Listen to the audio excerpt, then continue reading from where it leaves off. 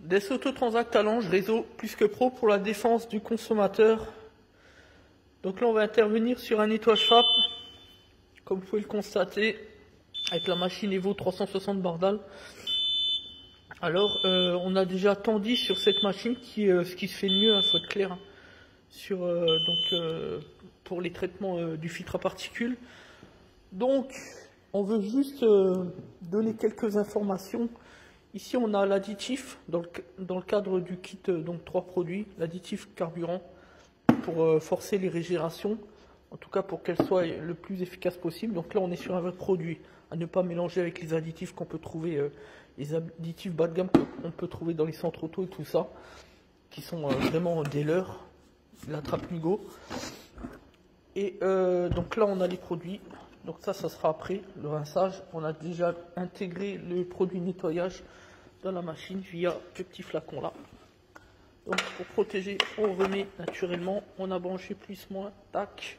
La machine, elle est quasiment opérationnelle. Tac, on a branché le tuyau qui va envoyer les produits à haute pression dans la durite qui part au FAP. Au niveau d'ici, vous pouvez constater ici le capteur pression différentiel échappement. Je ne sais pas si vous voyez bien comme ça, voilà, là c'est pas mal. Voilà, donc vous avez deux durites, une qui va au terme du filtre à particules, c'est-à-dire en bas, et puis celle laquelle qu'on est branché, celle qui va donc à l'entrée du FAP. Objectif, envoyer des pressions, les produits spécifiques Bardal à haute pression, 16 bars de pression, pour décoller la suie, à la suite de quoi on va utiliser l'outil diagnostic pour brûler, dissoudre la calamine et faire monter le filtre à particules en pyrolyse jusqu'à 650-700 degrés, peu importe. C'est dans cette zone-là que tout se joue. Voilà, à la fin, on réalise l'essai sur route, on contrôle les mesures paramètres, on efface les défauts dans le calculateur d'injection, on reparamètre le calculateur FAP et le tour est joué, si je puis dire. Voilà. Alors, l'autre point sur lequel on voulait évoluer, c'est que c'est le côté conscience professionnelle, le côté principe d'obligation de résultat, même si vous le savez que sur tout ce qui est stratégie de nettoyage moteur, on ne peut jamais appliquer l'obligation de résultat qui ne s'applique pas simplement en raison d'un aléa sur le plan juridique, pour ceux qui savent. Voilà, on en fera une vidéo bientôt, ne vous inquiétez pas, on va bien expliquer les choses. Voilà. Malgré tout, quand on fait un diagnostic, quand le client vient nous voir et qu'on fait un diagnostic, on prend l'outil diagnostic, peu importe, nous on utilise l'outil d'origine Peugeot Citroën quand il s'agit d'un Peugeot Citroën ou l'outil multimarque lorsqu'il s'agit d'un autre véhicule hors Peugeot Citroën. Voilà. Et donc à ce moment-là, on explique au client, on fait le diagnostic, on fait le point, on donne les chances de résultat. Voilà, on évalue en fonction de certains éléments liés à notre compétence, des métiers de l'automobile, etc.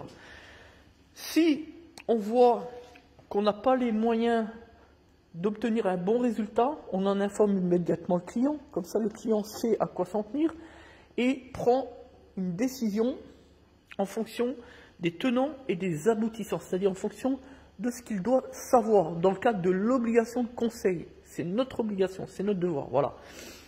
Voilà, donc s'il veut faire, il sait que ça peut ne pas fonctionner. Par contre, s'il fait, il faudra qu'il paye.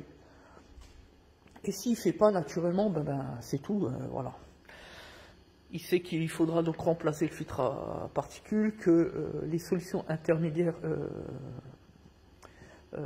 n'auront pas d'effet, qu'il est, comme qui dirait l'autre, un petit peu trop tard, voilà.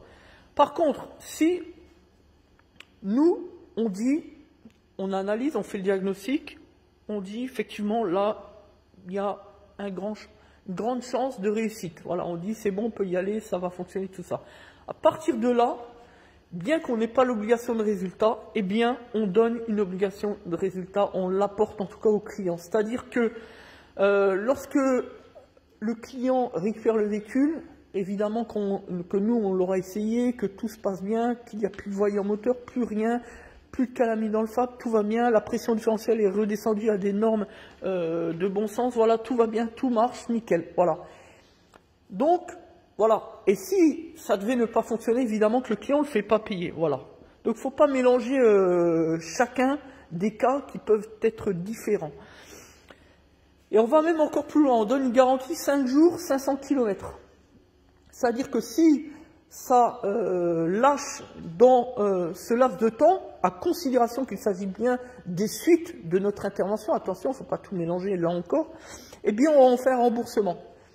Une fois qu'on est sorti de ce laps de temps, 5 jours et 500 km, c'est comme une préconisation constructeur, eh bien on ne pourra pas remettre en cause l'intervention, comme d'ailleurs la loi nous l'autorise. Puisque, je le répète une nouvelle fois, nous n'avons pas d'obligation de résultat sur cette question. On en fera une vidéo, on expliquera la règle de droit, la jurisprudence, etc. là-dessus, plus tard, voilà. Donc, qu'est-ce qu'on peut rajouter? Je crois qu'on a tout dit. Et donc oui, on n'a pas d'obligation de résultat, donc... après les 5 jours et les 500 km, pourquoi on donne cette norme-là? C'est nous-mêmes qui l'avons décidé en vertu de notre expérience professionnelle. Tout simplement parce qu'il faut savoir que nous, on n'est pas à la place du client et qu'aujourd'hui, le client a des contraintes d'utilisation de véhicules en fonction de son travail. Du côté professionnel, de son emploi du temps, de ses hobbies, etc.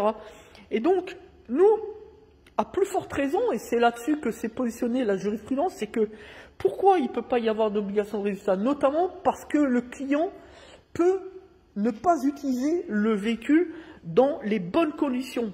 On parle souvent juridiquement de négligence. Après, il ne faut pas l'entendre en tant que tel, on ne va pas jusqu'à dire que le client est négligent, etc. Juste, c'est au sens juridique. La négligence, c'est quoi? Ça veut simplement dire que c'est sûr que l'objectif, c'est de conseiller le client, et nous, on l'explique souvent, quand on a un véhicule équipé d'un filtre à particules, il faut éviter à tout prix les petits trajets à froid, les petits trajets en ville, les trajets moteur froid, et surtout privilégier les trajets à long terme, moteur chaud, rouler longtemps, tout le temps à chaud, etc. Parce que c'est sur cette question-là qu'il faut revenir.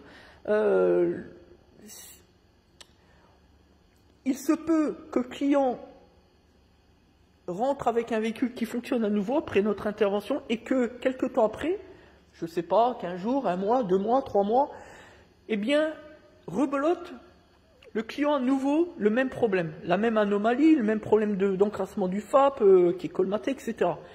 Et là, il ne pourra pas venir dire « Ah ben, vous avez mal fait le travail. De toute manière, on a une machine qui est entièrement automatisée, etc. » Mais la problématique, c'est la suivante, c'est que nous, on ne peut pas savoir comment que le client va rouler, va utiliser le véhicule malgré nos conseils.